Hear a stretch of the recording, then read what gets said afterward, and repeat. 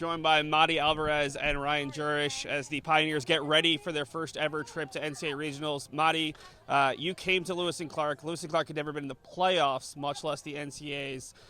Looking back at this 5-year journey, what does it mean to get to cap it off with a trip to NCAAs and to see the program grow this much during your time? Yeah, honestly, it means everything. I feel like every year I've been here, it's been a little bit more growth each year, and to even reach it here is just a big thing, and we're making history, and I'm so proud of this group of how we've overcome adversity and just worked so hard throughout fall and spring, and so we really deserve this moment, and we were eventually going to be here, and I'm so happy that it's this year. Friday, I looked over towards the circle, and you were having a chat with your infield, and it kind of felt like you were saying, we need to get it together. I'm not ending my career like this. Obviously, you came back, you beat PLU, you beat George Fox, you got in. Now, how do you make sure that this isn't, hey, we're here, we're just here for the fun of it? How do you keep that career going? How do you keep these program first going? Yeah, for sure. I think it's just accountability. I feel like I have this role of making sure that we are on track and our minds are where it needs to be at. I think this is a big point of just getting ourselves outside and being like, oh, wow, we made it here, but it's like, what are we going to do here? And I think the accountability portion and making them realize, like, yes, we're making history by being here, but we have to make a statement while we're here. You know, we're at a regional level, we're out in the region where a lot of people don't know Lewis and Clark, and so we have to make a name for ourselves in this portion, even though we felt like we already have.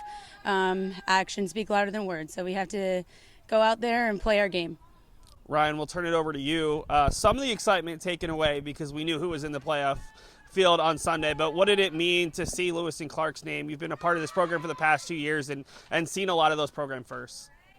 I just think being there with everyone on our team is just so fun. We all got up early, like we all knew, well, kind of knew that we were going into it, but just seeing that we got to continue this journey this entire season just brought so much joy to everyone, and I love playing with every single one of these girls, so it doesn't matter where we went. Like, we all knew that we were going to have fun, and again, just like making it to this level was so, like, it meant so much to us as a team.